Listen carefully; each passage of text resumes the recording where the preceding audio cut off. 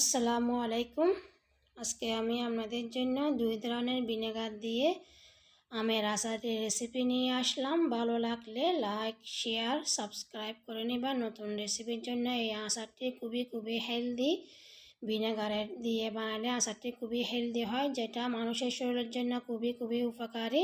এখানে ভালো ব্যাকটেরিয়া বা ভালো জীবাণু জন্ম নেয়, এটা মানুষের শরীরের জন্য খুবই উপকার হয়। তো আমি দুইটা আম নিয়েছি, একটা খোসা সহ নিয়েছি, একটা খোসা ছাড়িয়ে নিয়েছি। তো এই দুটোটা দিয়ে আচার বানাবো। সামনে রমজান আসতেছে, রমজানের জন্য এই আচারগুলো বানিয়ে রাখতেছি। তো আমি ছোট করে কেটে নিয়েছি, একটা আর একটাও কেটে নিব। তো এই আচারটি আপনারা চাইলেও ছোটো মাছ দিয়ে খাইতে পারবেন, বা সামোসা, পাকোড়া, পরোটা দিয়ে চাটনি বানিয়েও খাইতে পারবেন। তো এটা ভালো, যেটা তেল দিয়ে আমরা আচার বানাই ওটার সাথে এটা অনেক ভালো, হেলদি। তো আমি কিছু মরিচ নিয়েছি, কিছু আদা বাঁকা নিয়েছি, কিছু এমনি কাঁচা নিয়েছি। একটু আদা বাঁকাগুলো একটু ফালি করে নিচ্ছি, বাকি যে কাঁচা আছে ওগুলো আমি টুকরা করে কেটে নিচ্ছি। কাটা হয়ে গেছে। এখন আমি নিব এক টুকরা ক্যাপসিকাম, নিব লাল ক্যাপসিকাম। তো আপনারা ভালো লাগলে দিবেন, না হলে দিবেন না, আমার পছন্দ সেজন্য আমি দিচ্ছি।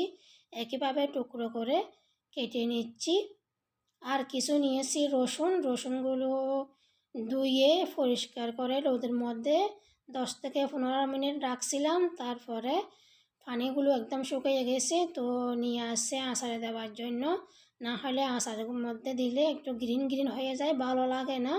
তো এরকম দিলে আচারগুলো একদম, রসুনগুলো একদম এরকমই থাকবে, গ্রিন হবে না। 2 ভাগ করে নিয়েছি, 1 ভাগ কেটে নিয়েছি, 1 ভাগ এমনি রাখছি।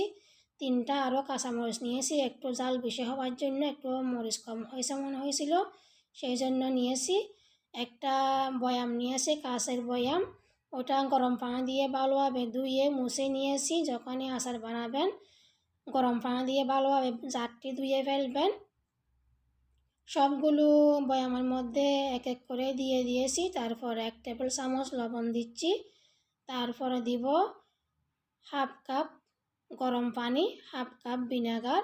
দুটোটা সমানভাবে দিলে হবে। তো আমি ঢাকনা লাগিয়ে রেখে দিব। একদিন পরে ঢাকনা খুলে রাখবো, ওখানে যে গ্যাস জমে গ্যাসগুলো বেরিয়ে যাবে। তারপরে আবারও 10-15 মিনিট পর রেখে আবারও ঢাকনা লাগিয়ে এভাবে 3-4 দিন রেখে আচারটি রেডি হয়ে যাবে, তারপরে খাইতে পারবেন। তো আবারও যেটা আছে ওইটা ঠিক একইভাবে আমগুলো নিয়ে কাঁচামরিচগুলো দিয়ে দিচ্ছি, আর রসুনগুলো দিয়ে দিচ্ছি উপরে। ঠিক একইভাবে এটাও বানিয়ে নিচ্ছি। 1 টেবিল চামচ লবণ আর half cup vinegar, half cup গরম পানি, ওগুলা দিয়ে তারপর ঠিক একদিন পরে চেক করে দেখবো লবণ হয়েছে কি না। লবণ না হলে আর একটু দিব। যদি মনে হয় পানি কম হয়েছে তাহলে আরও একটু ভিনেগার দিব। ঠিক একইভাবে 10-15 মিনিট খুলে রেখে দিব। তারপর আবারও ঢাকনা লাগাইয়ে রেখে দিব। এভাবে 4-5 দিন পরে খাইতে পারবেন। এগুলো একটু বড়, সেই জন্য এগুলো 4-5 দিন পরে খাইতে পারবেন।